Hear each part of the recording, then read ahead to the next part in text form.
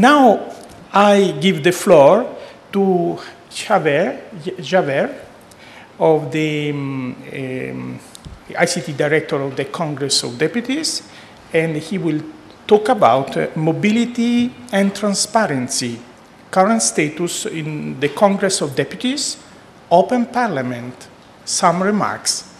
Thank you, Miguel. Please, the floor is yours. Muchas gracias, señor presidente. Gracias, Carlos. Queridos colegas, celebramos la 10ª edición de Parliaments on the Net.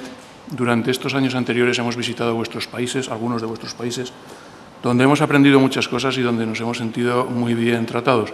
Ojalá que en esta ocasión, y después de que acabe el curso, tanto en lo profesional como en lo personal, os haya merecido la pena venir a Madrid.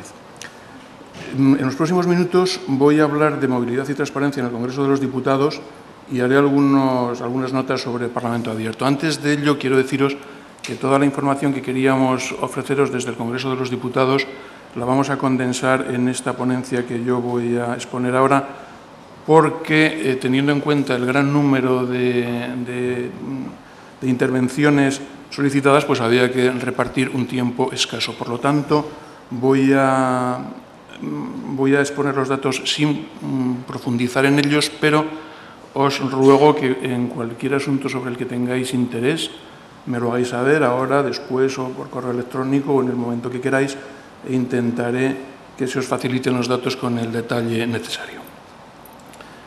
Empiezo por Mobility. Para empezar por Mobility, creo que hay que hablar de sistemas de comunicaciones.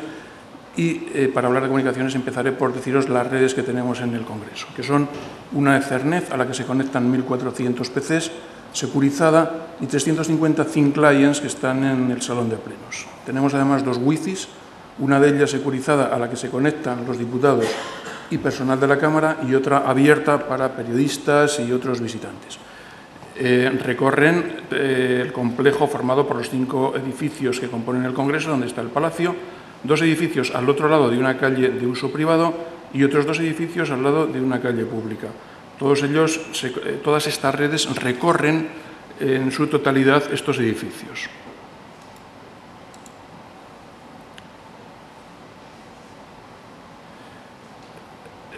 Comunicaciones, el acceso a la información almacenada en los servidores se puede hacer desde dentro, a través de la Ethernet y la Wi-Fi que os decía, o desde fuera, a través de una conexión ADSL que está en casa, a la que se conectan portátiles o PCs, y a través de 3G los portátiles y, en nuestro caso, iPhone y iPad.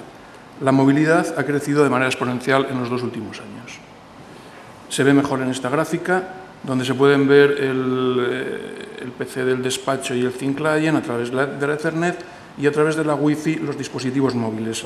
A destacar en este momento el proyecto de mejora que estamos haciendo de las 2 Wi-Fis, sobre todo la abierta, teniendo en cuenta que ahora los periodistas, por ejemplo, acuden con sus dispositivos móviles y ante la comparecencia del presidente del Gobierno o de ministros en una determinada sala se pueden concentrar muchísimos periodistas que intentan enviar rápidamente su crónica.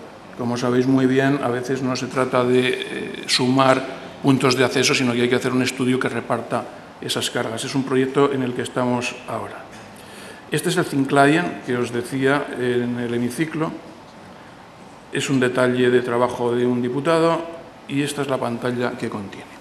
Aquí se puede insertar vídeo, por ejemplo, pueden ver la sesión que están viendo en directo, envían mensajes, pueden ver el geográfico de las votaciones y me detengo en la posibilidad de que desde este Thin Client se pueda acceder al PC del despacho a través de Ethernet.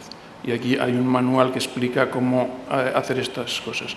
Y además me detengo en este icono que despliega estos otros, que aquí los vemos mejor, donde hay una carpeta para trabajo temporal, un correo web, la lista de diputados, por supuesto, Internet e intranet, el orden del día del pleno, un gestor de USB y una guía para utilizar esta carpeta temporal. Todo esto es lo que tienen en el Thin Client del puesto del hemiciclo.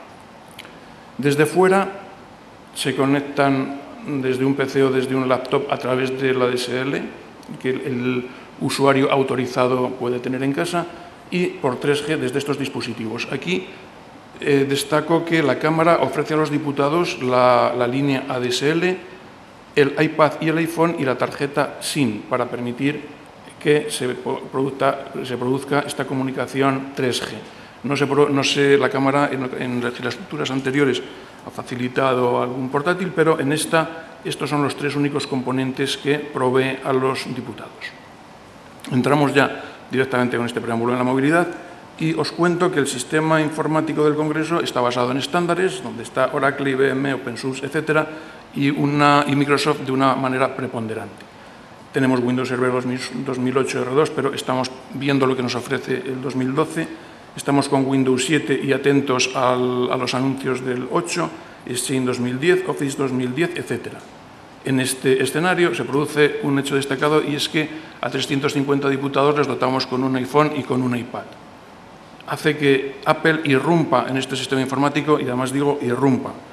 Al irrumpir nos produce una encrucijada y nos obliga a cambios, hasta el punto de que estamos pensando en incorporar Mac al área de informática para hacer desarrollos con las herramientas propias de Apple que nos permitirán facilitar el atractivo que la propia Apple ofrece.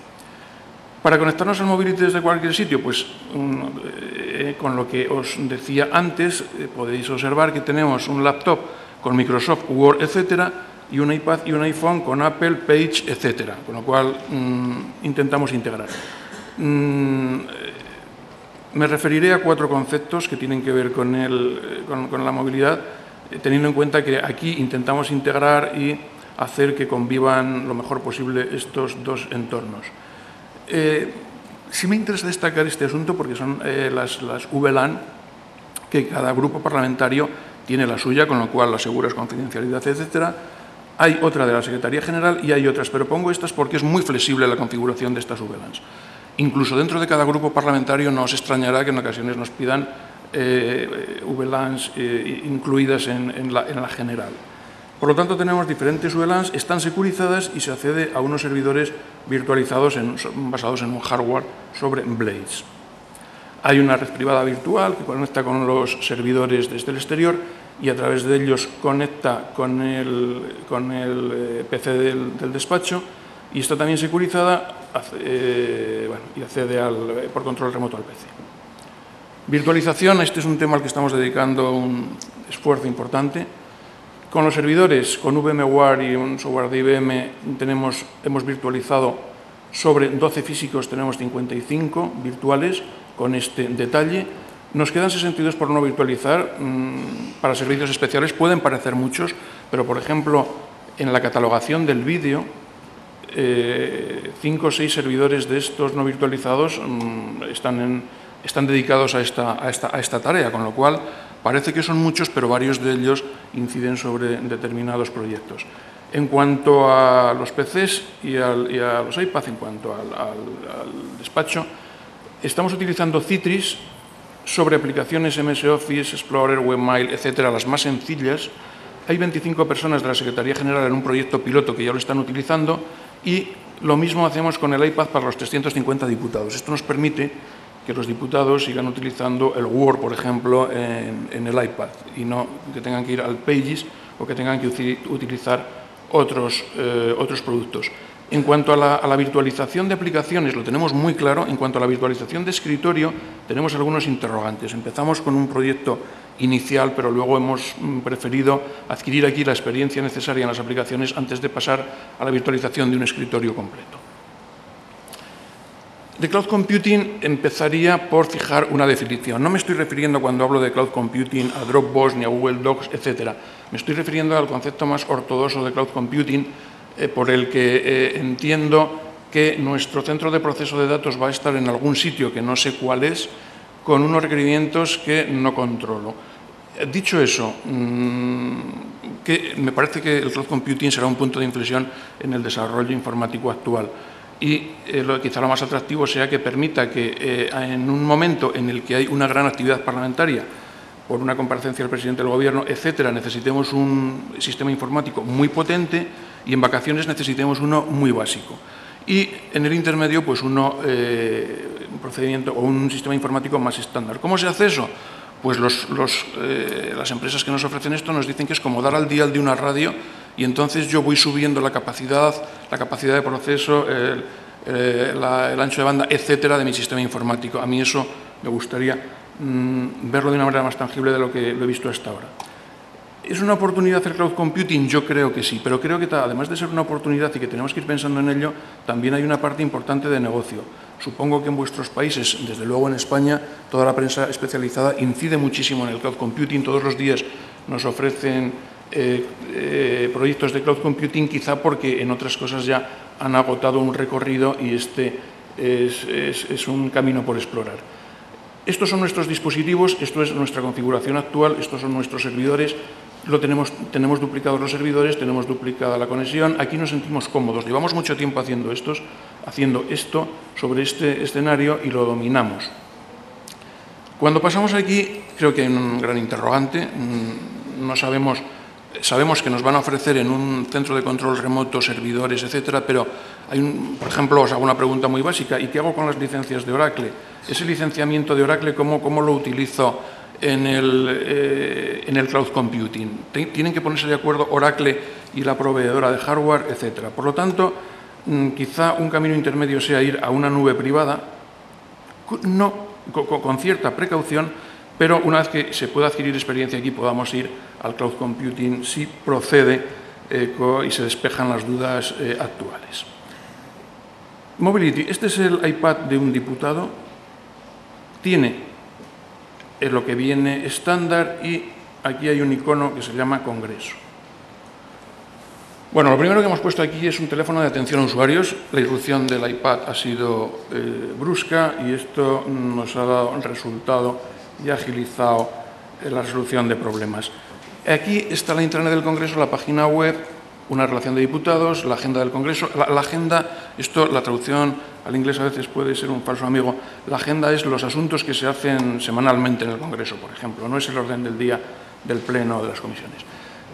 Una guía de funcionamiento del Congreso especialmente útil al principio de la legislatura, el orden del día del Pleno, el orden del día de las comisiones, una documentación y aplicaciones de escritorio virtualizadas, que vemos en la siguiente transparencia. Con Citris en el iPad puedo seguir utilizando el correo web, el Explorer al que estoy acostumbrado, el Microsoft Word. Puedo tomar los adjuntos que me mandan en un email de Explorer, etcétera. Permite, en definitiva, que los diputados sigan haciendo lo mismo. O sea, haciendo lo mismo sobre los productos que conocen. De especial relevancia me parece una aplicación dentro del Mobility que hemos realizado para la mesa, para las reuniones de la mesa, a la que llamamos mesa sin papeles. Todos sabéis lo que hace la mesa en un parlamento, que es, entre otras cosas, organizar el trabajo parlamentario y dentro de esta organización califica los asuntos, decide sobre su admisión a trámite, ve el procedimiento, etcétera. Y esto lo hace cada semana. Bien, ¿qué hace la mesa? Pues se reúnen con mucho papel. En una primera fase preparamos una aplicación para que sobre la Ethernet que ya existía y la Wi-Fi que ya existía y portátiles que tenían asignados los diputados, se consigue eliminar el papel, tener la información en estos portátiles antes de la reunión y durante la reunión. Esto empieza la primera fase en marzo del 2009. Además, se pone una pantalla en las reuniones para que no se pierdan. Os podéis imaginar que esto al principio causa un cierto impacto en las reuniones habituales que venían haciendo los miembros de la mesa. En la segunda fase, que es muy poco después, es en mayo del 2009, se potencia la Wi-Fi, pero sobre los mismos productos se incorpora lo que llamamos Mi Mesa. ¿Qué es Mi Mesa? Una parte en la que ellos, los asistentes a la reunión, llevan los asuntos que más les interesan. Y esto está integrado en la aplicación donde está el resto. O sea, no es que lleven unos documentos al margen, sino que la misma aplicación permite que vean sus notas a colores, etc. En febrero de 2010 se pone un portátil más ligero. Esto era un portátil Workstation bastante pesado. Estos lo empiezan a utilizar y esto ya se lo hacen un mobility de verdad. Y además este portátil más ligero lleva una conexión en placa base de 3G, lo cual les permite que esto sea mucho más rápido. Actualmente, pues sobre la Ethernet, sobre el Wi-Fi, sobre el 3G, Y sobre esto que ya teníamos se incorpora el iPad. Otra vez un impacto, y aquí lo que nos obliga es ya a meternos en las herramientas de Apple para hacer estas cosas con las propias herramientas. Lo mismo que os he contado perdón, sirve para la Junta de Portavoces. La diferencia es que aquí se reúnen 14 personas y aquí entre 25 y 30, porque aquí asisten además de los portavoces, los adjuntos, staff del gobierno, etc. Esto es lo que ven los miembros de la mesa en la intranet a través del Mobility. Acceden al registro. Hay unos ítems para preparación de asuntos de la mesa, de la Junta de Portavoces, etc. Y sobre un histórico de registro semanal ven la agenda, la aprobación de las actas, los plazos de enmiendas. El índice rojo contiene los asuntos parlamentarios, otros asuntos parlamentarios, el índice azul que contiene asuntos más administrativos, documentos presentados, adenda, etc. Y aquí les ponemos 3 iconos donde tienen la Constitución, donde tienen el reglamento, para que lo puedan ver también en vivo, calendarios, etc. Esta es la información que les aparece en cada reunión. Bueno, para que veáis que esto es verdad, hay un vídeo. Son 15 segundos. Es una reunión real, es la reunión que se celebró el 8 de mayo. Aquí está el presidente y aquí están pues, todos los miembros que veis que están utilizando sus iPads. Veis que aquí está el reglamento, pero que lo tienen cerrado, aunque siempre tienen algunos papeles. Pero esta es una reunión en vivo, o sea, no es una prueba. Quedan algunos papeles de forma circunstancial, pero son mínimos.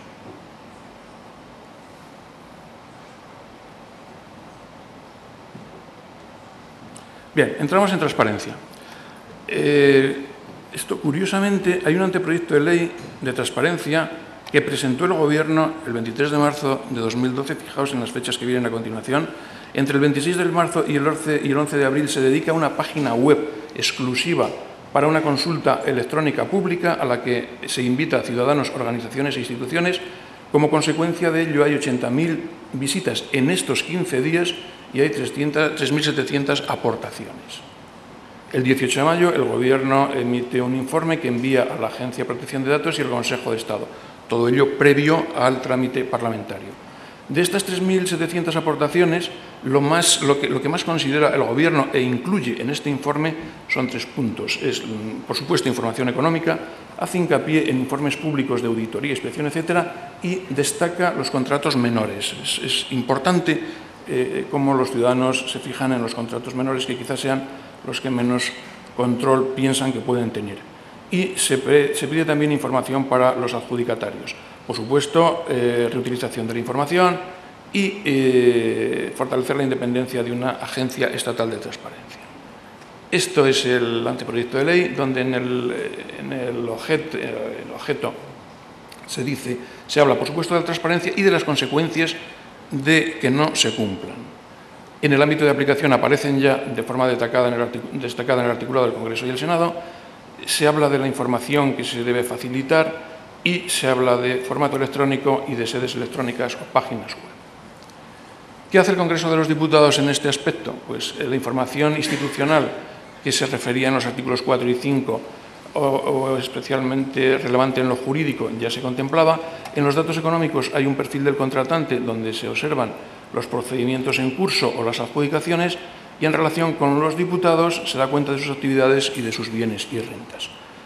Hay un proyecto de votaciones desde el hemiciclo, por supuesto, pero también se prevé la posibilidad de un voto remoto y las intervenciones en vídeo que se pueden descargar. Hay previsto en proyecto una nueva página web de la Junta Electoral Central. La Junta Electoral Central en España reside en las instalaciones del Congreso, además de la vinculación que tiene con él. Y todo esto pues estamos pensando en que debe salir en Open Data. Esto debe haber un acuerdo de la mesa que lo facilite, pero debería ser así y por ahí va la intención. Me salto lo del perfil del contratante, pero sí me gusta destacar en la ficha de un diputado, veis que hay una declaración de actividades y que hay una declaración de bienes y rentas. Y esto es lo que aparece. Aparecen sus cargos públicos, aparecen actividades públicas a las que ha renunciado, aparecen en derechos pasivos, por ejemplo, los renunciados, los compatibles, actividades docentes extraordinarias, pertenencia a partidos políticos, creación literaria y actividades privadas autorizadas. Aquí destaco que antes de publicarse, lo debe aprobar el Pleno. Lo mismo sobre bienes y rentas, con un detalle exhaustivo. Bueno, y eso, en cuanto a aquí, no he detallado más, pero vamos, se puede ver cómo esta información aparece, y aquí no hace falta que sea el Pleno, sino que la propia mesa califica estos asuntos. Entrando en votaciones, en la página web existen datos clasificados por iniciativa, grupo parlamentario y diputado. Y después hablamos de la votación, de lo que os añadí antes. Por supuesto, veis que Open Data aparece de forma continua. Esto es el portal, aquí están las votaciones, aquí hay un histórico de las votaciones y aquí están todas las iniciativas que se van a votar. Este es el resultado, por ejemplo, de una proposición no de ley. No sé si esto se ve bien, pero aquí están los presentes, el sí y el no, las abstenciones, y los que no votan con la tarta gráfica correspondiente. Detalle de la intención de voto de cada uno de los participantes. Aquí está el listado de los del sí, ordenados por grupos parlamentarios, y el total. Lo mismo para los del no, para las abstenciones y también para los que no votan. Voto remoto. A novedad absoluta, porque esto el 21 de mayo, se hace una semana, la mesa emite este acuerdo. El voto remoto permite el voto telemático para casos específicos y con la debida autorización de la mesa. El 21 de julio se cambia el reglamento y el 21 de mayo la mesa adopta una resolución para hacer efectivo esta posibilidad. Destaco del informe algunas cosas, lo he destacado en rojo, pero me ha parecido importante poneros un poco más de texto, que por supuesto no voy a leer, para que veáis, por si os interesa, cómo se ha ido acordando en este aspecto. Los diputados deben hacer una solicitud a la mesa justificando las razones por las que quieren el voto telemático y deben especificar el momento en el tiempo, o sea, esto vale para un espacio de tiempo. La mesa adopta un acuerdo que debe comunicar al diputado solicitante y en ese acuerdo deben venir los campos específicos sobre los que se vota, no se vota sobre todo, para los campos que ha sido autorizado y el espacio de tiempo desde el principio hasta el final en el que se autoriza ese voto electrónico. Para votar, el diputado tiene hasta una hora antes de que se produce la votación en el hemiciclo. El procedimiento es a través de una entrelaz con la correspondiente password con firma electrónica y una vez que el voto telemático que tiene los resultados se le envían al presidente. Momento informático de este asunto. Desde un PC y un ordenador portátil está listo, desde el iPad está a punto, es inminente su funcionamiento y desde el iPhone está en proyecto. Esta información, estos datos que se envían al speaker han entrado por intranet con firma electrónica y se integran en la aplicación dedicada a la base de datos de iniciativas parlamentarias. No es algo al margen del proyecto general. Esto es lo que ve un diputado o una diputada desde su domicilio cuando vota. Está el número de expediente, los textos que puede votar, que no son todos, el plazo de votación y el sentido del voto que le quiere dar. Aparecerían en rojo los expedientes fuera de plazo, en verde los que ya están votados y en negro, que es el caso actual, los disponibles para hacer la votación. Cuando se vota de forma telemática, en vez de aparecer en el listado el escaño, aparece el título telemático. Y después se les da un certificado para que conste que han votado de esta manera. Bien, el vídeo. En la página web aparecen tanto de las sesiones plenarias como de las comisiones un streaming online y un archivo audiovisual en el que se puede obtener por sesión, por asunto, etcétera, y además se puede descargar. Aquí esta es la página web del Congreso, aquí está el streaming, aquí está el archivo. Os decía que se podía clasificar por varias cosas, he puesto como ejemplo uno clasificado por fecha. Se puede ver la sesión entera o se puede ver la sesión catalogada de estos asuntos seleccionados. La sesión catalogada, me refiero con ello a que, por ejemplo, de una proposición no de ley, pues se puede ver o se puede descargar de cada intervención, de cada orador, el corte exacto de la intervención. Este sería el aspecto. Y en cuanto a la nueva página web de la Junta, la nueva página para la Junta Electoral Central,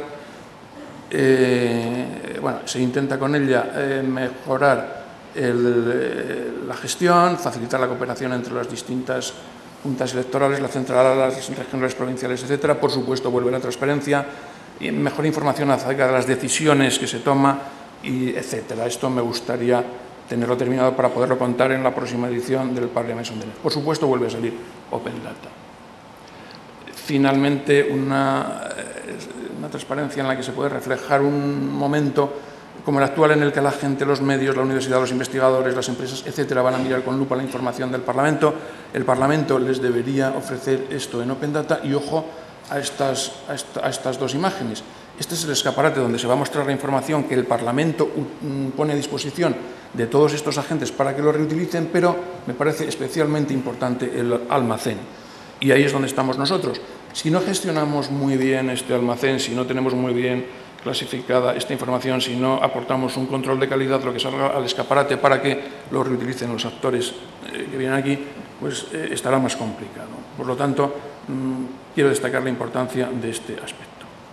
Parlamento abierto, no me puedo resistir a marcar una referencia de esta casa, ya que en febrero de 1998 se creó una comisión especial sobre redes informáticas que me parece un referente especialmente adecuado cuando hablamos de Parlamento abierto.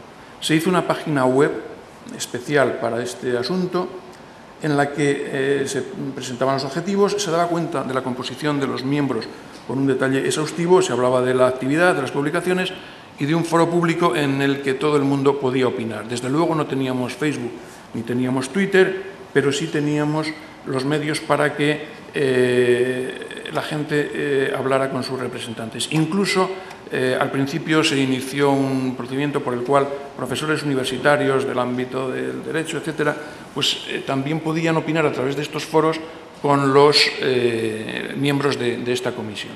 La experiencia fue muy rica.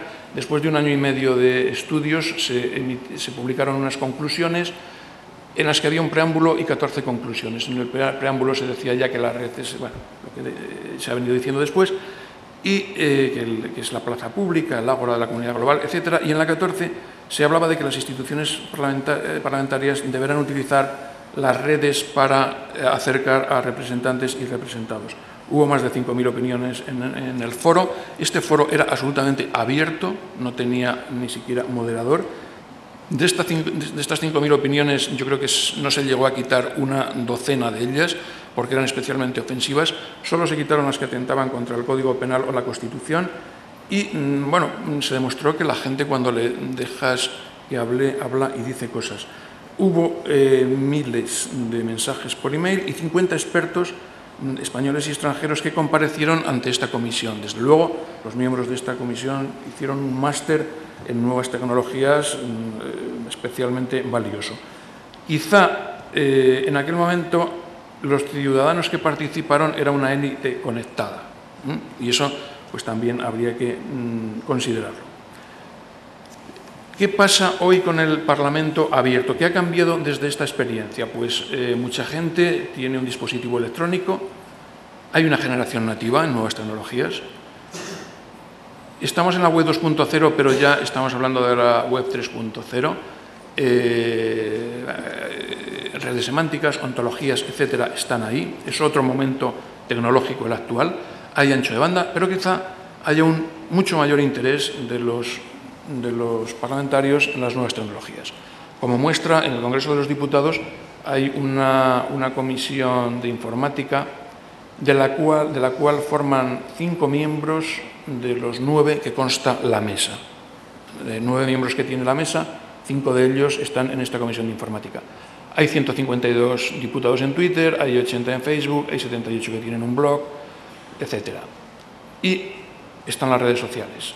Las redes sociales que permiten y están permitiendo ya un debate entre diputados y ciudadanos, y entre ciudadanos. Los ciudadanos también hablan de política en las redes sociales.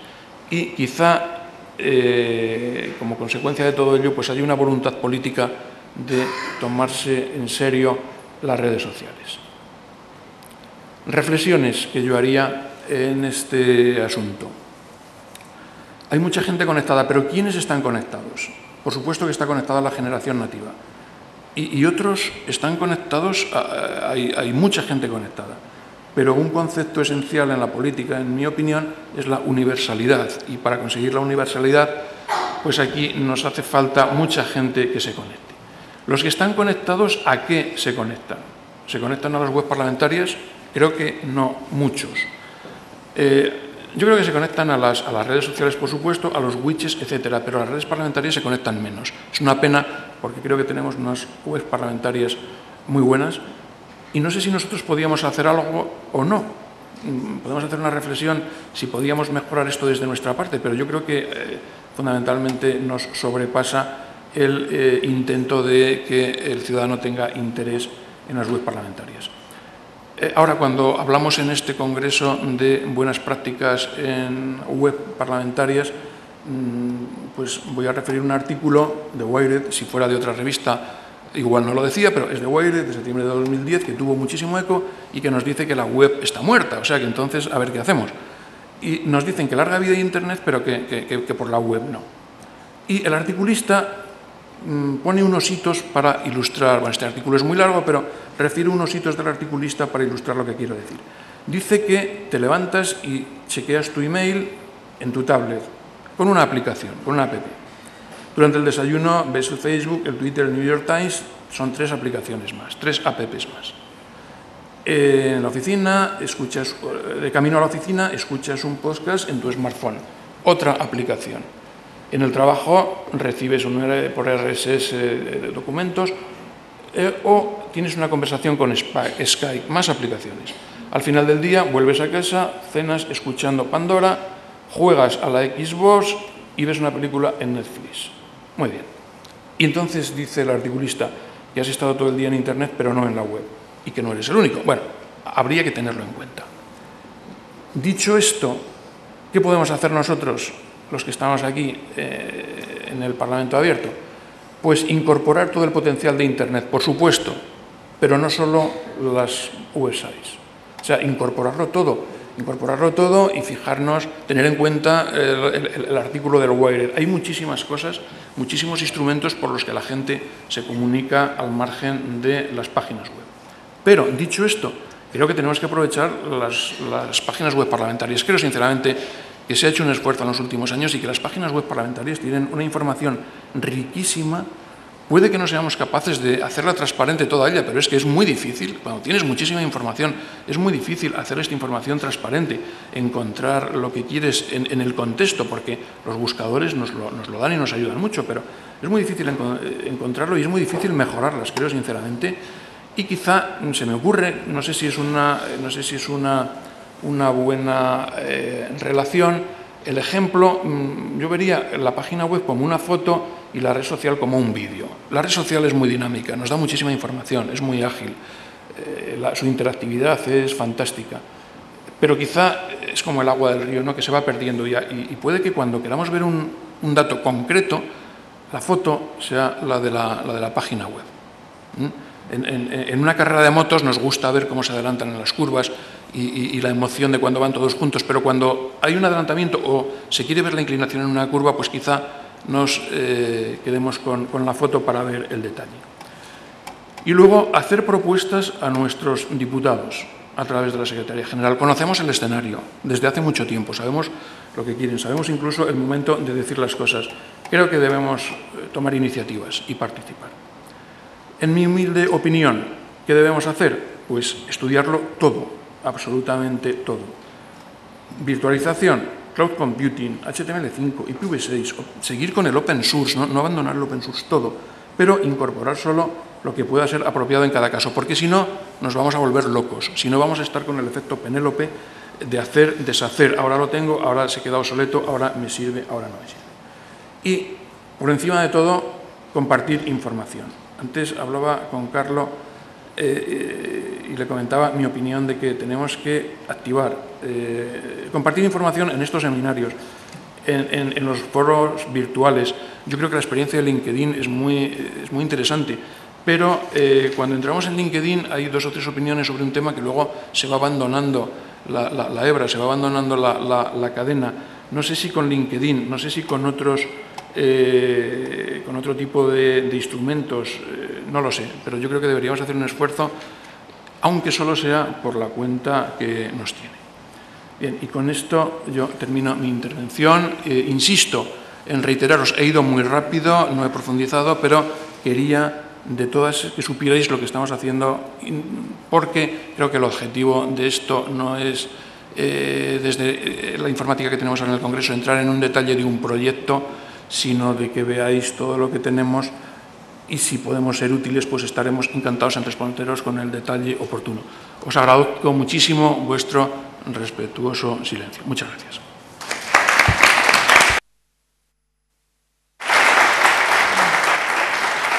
Thank you very much, Xavier. I must say that your presentation has been very long, but really dense with subjects, concepts, and really you talk all about the topics that we have to deal every day because you talk about infrastructure development, cloud computing, paperless meetings, transparency, even remote voting. It is something new for us and quite a breakthrough, I would say. Very interesting, very much, social media, of course.